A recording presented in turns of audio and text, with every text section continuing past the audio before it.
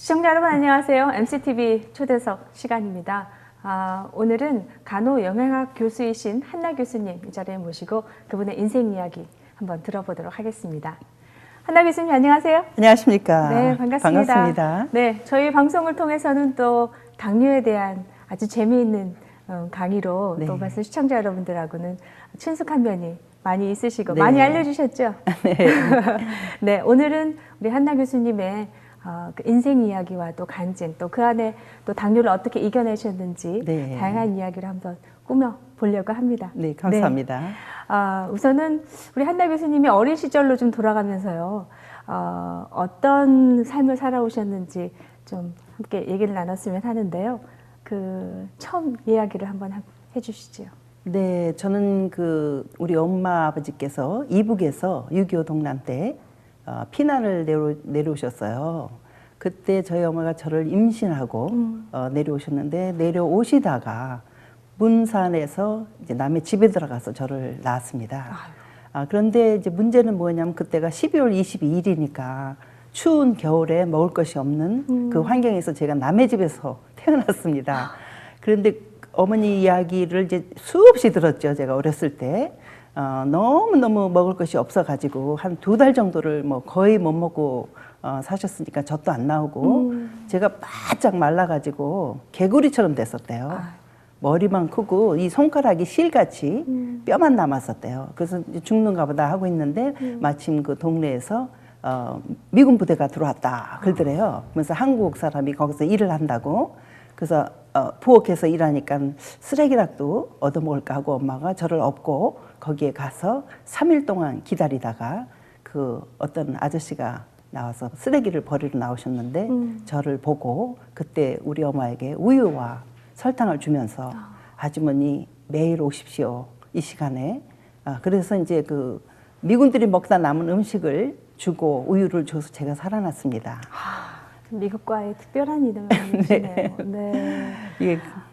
그래서 이제 먹고 이제 살아났다는 얘기를 저희 엄마한테 수없이 들었죠. 어렸을 때 엄마 전쟁 얘기 좀 그만해. 막 네가 이랬어요. 어떻게 살았는지 아느냐 그러셨겠네요. 네. 저는 네. 미국에 대한 감사가 별로 없었어요. 그래도. 그런데 이제 미국에 1975년에 이제 와가지고 미국 사람들의 생활을 보기 시작했죠. 네. 미국 교회 가보니까 막 구제품을 걷더라고요. 어느 나라에 보내준다고. 또 헌금을 걷더라고요. 어느 나라에 보내준다고. 또 어떤 엄마는 자기 아들을 그 이락 전쟁에다 보내놓고 막 울고 막 기도하고, 또 어떤 엄마는 또 이게 카드를 보내더라고요. 우리 아이가 지금 전쟁터에 나가 있다고. 그런 모습을 제가 보면서 6.25 전쟁 때 이랬겠구나. 그런데 미국 친구가 저한테 와갖고 한나야, 그 미국 전쟁 때 5만 명의 미군들이 가가지고 죽거나 다친 거 아니? 그래요. 제가 그래서 나 몰랐는데, 에이 5천 명이겠지 어떻게 5만 명이 그랬거든요. 그리고 알고 보니까 3만 명이 넘는 미군들, 그것도 18, 19살밖에 안 된 아이들이 우리나라에서 죽었더라고요. 제가 그것들을 아는 순간, 와, 내 목숨이 내 거가 아니구나. 많은 사람들이 피를 흘렸구나. 그러면서 나도 무엇인가 해야 되겠다 해가지고 제가 이제 여기 미국에서 한국 쇼를 하고 다녔어요. 문화쇼. 제가 출 줄도 모르는 부채춤을 추면서 노래를 부르면서 또 꼭 그들에게 감사하다고, 우리나라에 와서 전쟁터에 군인들을 보내줘서 감사합니다. 먹을 것을 보내줘서 감사합니다. 이랬더니 어떤 할머니들이 울어요. 그래서 왜 우냐고 하니까, 너희들이 전쟁 났을 때 우리가 라디오를 듣고 있었는데 이렇게 살아서 와서 고맙다고 한 사람은 처음이다. 이럴 때 제가 감사합니다. 진짜 감명이 깊었습니다. 네. 이름 모를 그 미군 아저씨 누군가에 의해서 또 도움을 받으셨고, 또 이 미국이란 나라에 이렇게 또 제2의 삶을 사시면서 또 그 조그만 은혜로 생각하고 또 쇼를 통해서 또 그들에게 감사를 전해 오셨는데요.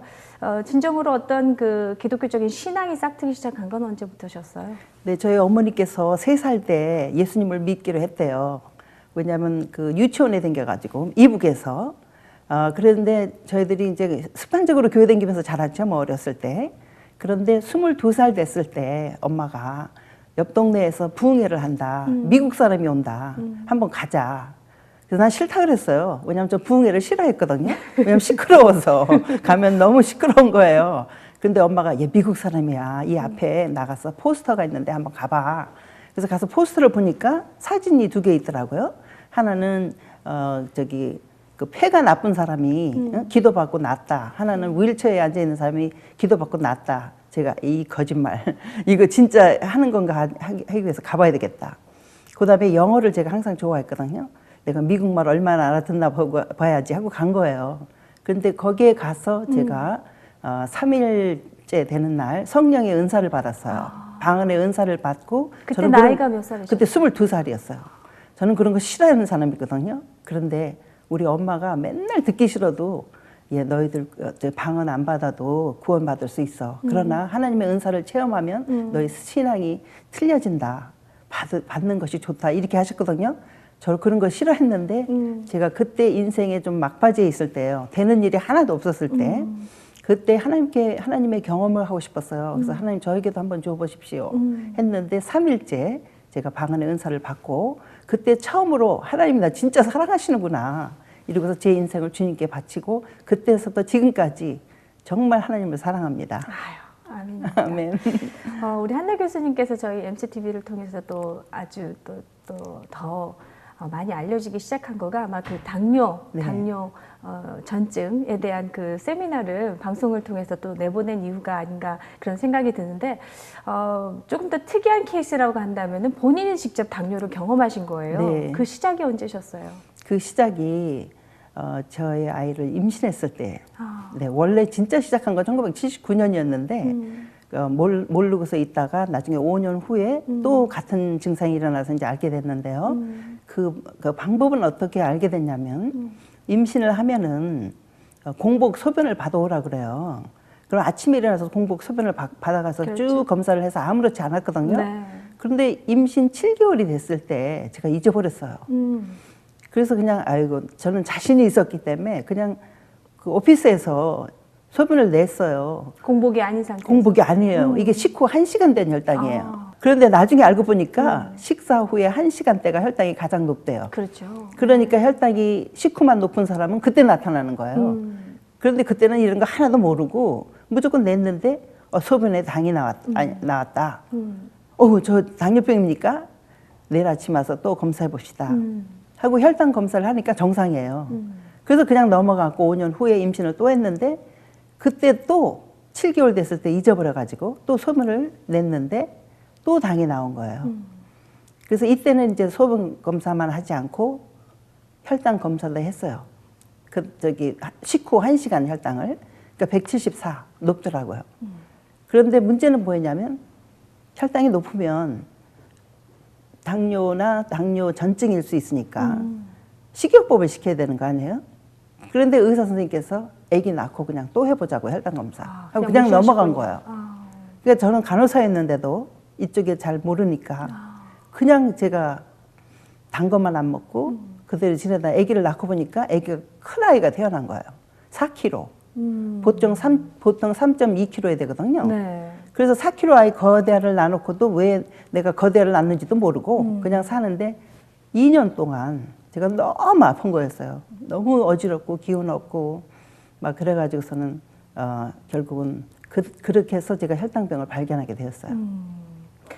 그러면은 이 시점에서 이제 당뇨는 아니셨고 당뇨 전증의 증상을 그래도 본인이 느끼셨는데 네. 나중에서 이제 알게 된 거고 그러면 이 시점에서 당뇨와 당뇨 전증의 차이점은 뭔지를 좀 지적해 주세요. 그러니까 제 그 형편이 그 당시에 무언가 하고서 이제 임신이 끝난 다음에 혈당 검사를 해봤어요. 또 그거는 4시간에 걸쳐서 하는 검사인데 보니까 공복은 아주 정상이고 네. 식후 혈당 1시간이 220 너무 높게. 그러니까 30분이 220이었고 1시간이 202 그랬다가 4시간은 68로 떨어지더라고요. 폭이 컸네요. 예, 폭이 크지요. 그래서 이게 뭐냐 선생님 저 저혈당이에요? 왜냐면 68일 때 되게 어지럽거든요. 그랬더니 한나 씨는 저혈당이 아니고 당뇨 전증입니다. 이건 지금 당뇨가 되고 있는 상태입니다. 그래서 그런가 보다 하는데도 식이요법을 안 가르쳐 주니까 그냥 계속 2년을 이 68로 떨어지는 그 저혈당 때문에 제가 많이 고생을 한 거죠. 그래서 결국은 제가 알기에 그 당시에 제 문제는 당뇨 전증이었다. 그래서 이제 모든 분들이 지금 당뇨 전증을 많이 얘기를 듣고 있어요. 한국에서는 당뇨 전증이라고도 하고 당뇨 전 단계라고도 해요. 그래서 이게 뭐냐 하고 제가 이제 공부를 해보니까 당뇨 되기 바로 직전인데 이 시점에서도 당뇨가 나오고 있는 분들이에요. 근데 언제만 나오냐면 식후만. 그러니까 식후 혈당만 높고 공복 혈당이 조금 높거나 그렇다면 정상일 수 있는 이런 상태인데 인슐린 분비 장애더라고요. 보니까 그 당뇨 전증일 때는 인슐린이 그 혈당이 가장 높이 올라갔을 때 인슐린도 가장 많이 나와야 되거든요. 네. 그게 잘 안 나오는 거예요. 이런 분들이. 근데 그 후에 나오는 또 인슐린이 있거든요. 2차 분비라고. 그거는 되는 사람들이에요. 이 당뇨 전증은. 근데 당뇨 있는 사람들은 그 두 개 다가 안 돼요. 가장 높이 올라갔는데 1차 분비도 안 되고 2차 분비도 잘 안 돼서 항상 높은 거예요. 이 사람들은. 근데 저는 당뇨 전증이기 때문에 1차 분비가 안 되고 2차 분비는 되니까 식사하고 나면 200이 넘고 또 시간이 가면 4시간에서 막 저혈당으로 곤두박질을 하면서 저를 아프게 했던 거예요. 그래도 나름 본격적인 당뇨가 진행되기 직전에 네. 그 상황 파악을 하셨고 방법과 조치를 취하신 거네요. 네. 그러니까 제가 이제 2년 동안 아프다 그랬잖아요. 네. 왜냐하면 제가 거대아를 낳았다 그랬잖아요. 큰 아이에게 제가 그 당시에 모유를 먹이고 있었으니까 네. 저혈당인 사람이 모유를 먹으면 얼마나 기운이 없겠습니까? 그리고 이 아이가 크니까 그리고 얘가 왜 큰가 했더니 제 고혈당으로 인해서 이 아이의 췌장이 너무 발달을 해가지고 배고파요? 인슐린 가다증에 걸려가지고 배가 고픈 거예요. 그러니까 막 다른 아이들은 밤에 2번만 일어나면 충분했거든요. 신생아 때. 근데 얘는 3번을 일어나야 돼요. 안 일어나면 막 짜증 부려요. 그러니까 이렇게 큰 아이가 저의 모유를 먹으니 저는 더 기운이 없는 거예요. 그리고 제가 식이요법을 모르니까 저는 조금씩 자주 먹어야 되는 사람인데 그냥 뭐 하루에 뭐 3번 크게만 먹고 그러니까는 병이 안 낫는 거예요. 그래서 2년 동안 막 교회 가면은 힘이 없어가지고 일어서지도 못했어요. 다 같이 일어나서 찬양합시다 하면 저 그냥 앉아 있는 거예요. 기운 없어갖고 어지러워서.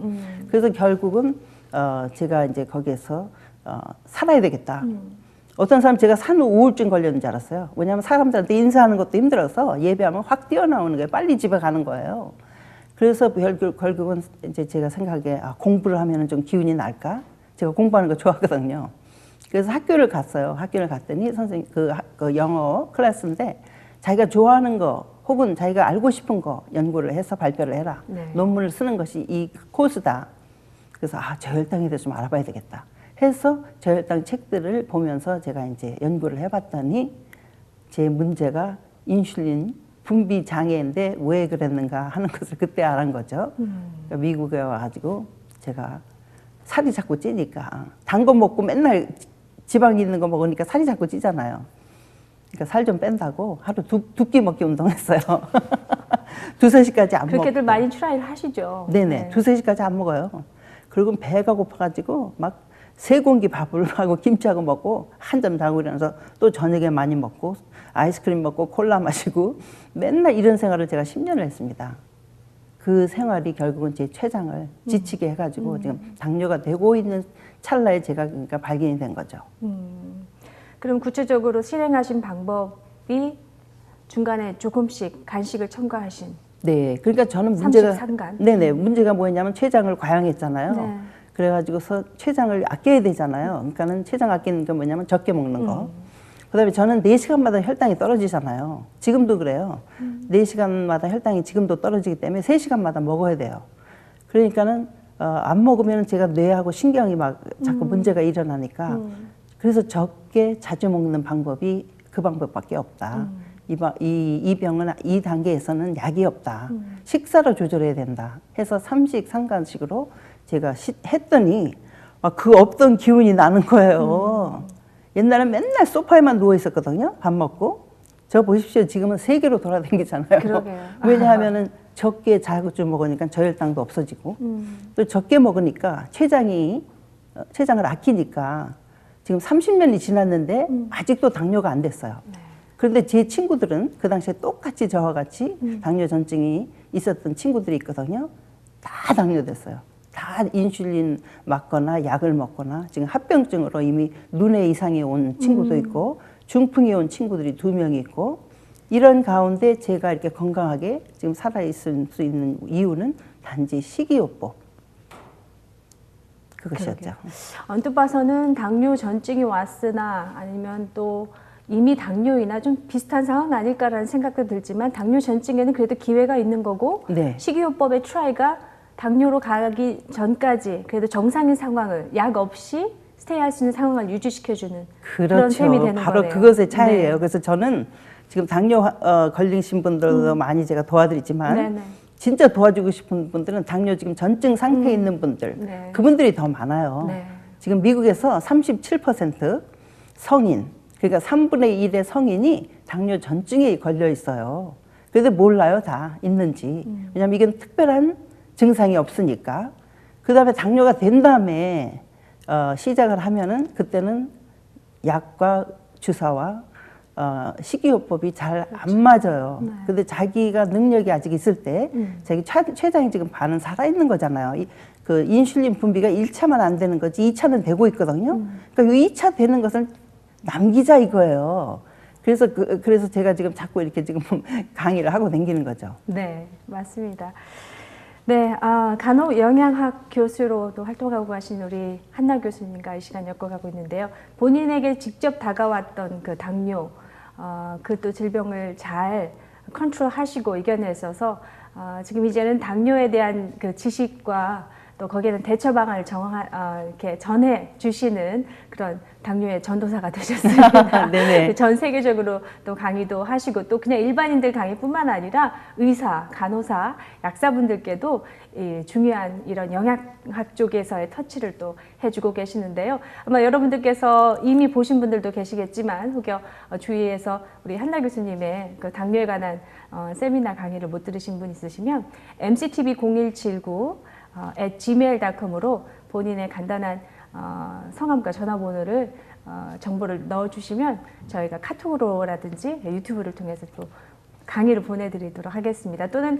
www.0179.tv를 통해서 이 시간 MCTV 초대석을 찾으시면은 한나 교수님의 얘기를 또 다시 들어보실 수 있겠습니다. 네, 그러면 처음에는 이제 당뇨 전증으로 고생하시는 반 환자셨고, 네. 이제는 그것에 대해서 저혈당 공부를 하시게 됐고, 또 다시 또 간호학 쪽에 영양학 공부로 다시 또 들어가셔서 더 깊이 네. 또 그래서 의료학계에 계시는 분들을 가르치는 일까지 지금 하시게 되셨는데 그런 당뇨 예방 교육을 본격적으로 내가 해봐야 되겠다라고 생각하신 계기가 있으셨다면요? 네, 첫째로는요, 제가 너무너무 아플 때 제가 진짜 한 5번 목사님들한테 가서 기도를 받았어요. 하나님, 저 좀 낫게 해주십시오. 막 간증됐어요. 하나님께서 분명히 낫게 해주시니까 저는 기적만 바라고 있었던 거예요. 근데 안 나요. 왜? 식이요법을 안 하는데 날 리가 없죠. 그래서 결국 이 공부를 해가지고 이제 낫기 시작하니까 와, 이렇게 식이요법으로 되는 거를 내가 그동안 모르고 이렇게 살았구나 해서 제가 간호사인 내가 이렇게 모른다는 거는 이거 말이 안 된다. 다시 앞으로 많은 사람들을 가르쳐 드려야 되겠다. 그래서 제가 영양학으로 옮겼어요. 예. 그리고 영양학 학사 석사를 하고 보니까 이제 눈이 뜨이더라고요. 내가 뭘 잘못 먹었는가, 뭐를 가르쳐야 되는가 이걸 알게 돼가지고 그 다음에 이제 그걸 하고 난 다음에 간호학으로 다시 갔어요. 대학장님이 너가 하고 싶은 일이 뭐냐 그래요. 제가 영양학 석사를 한 다음에 간호학 대학장한테 물어봤어요. 제가 영양학 박사를 할까요? 간호학 박사를 할까요? 그랬더니 하고 싶은 일이 뭐냐. 그래서 저는 이 당뇨 예방 교육을 하고 싶습니다. 그랬더니 그러면 그건 간호학이지. 그래서 제가 간호학 박사를 UIC 일리노이주 주립대학교 여기 시카고에 있는 거 있잖아요. 거기에 이제 들어가서 지난 7년 동안 아유, 다시 공부를 이 하셨어요? 나이에 예, 저 지금 환갑이 넘었거든요. 이 나이에 거기에 들어가 가지고 제가 박사 학위를 한 이유는 무엇이냐? 사실 저는 영양학 석사까지 했을 때도 사람들한테 교육을 할 수 있는 만큼 준비가 됐다고 생각했어요. 그런데 저는 간호사인 내가 이렇게 모를 때 의사 선생님들도 영양사도 약사도 부족한 점을 다 제 눈에 보이는 거예요. 그래서 결국은 공부를 하고 제가 이제 이 자리에 서게 된 거죠. 아, 그렇군요. 여러분들께서는 목회 간호사라는 그런 용어 들어보셨습니까? 우리 한나 교수님께서 그쪽 분야에 대해서 또 많은 관심이 있으셔서 저희 한인 커뮤니티와 또 교계 쪽에도 어프로치를 하시는 걸로 알고 있는데요. 그렇다면 교수님, 목회 간호사라는 게 그 훈련 과정이라든가 아니면 목회 간호사의 정의가 뭔가요? 네, 목회 간호사는 영어로는 Faith Community Nurse예요. 옛날에는 Parish Nurse라고 했는데 네. 지금 이제 바뀌었어요. 그게 30년 전에 이 시카고에서 시작된 겁니다. 루터런 제너럴 하스피탈 여기 있죠? 루터런 네네. 병원. 예. 거기에 그 병원의 원목이 원목으로 한 2주일 와서 휴가하면서 환자들을 이제 봐주다 보니까 영적인 서포트를 해주니까 병이 빨리 낫는 거예요.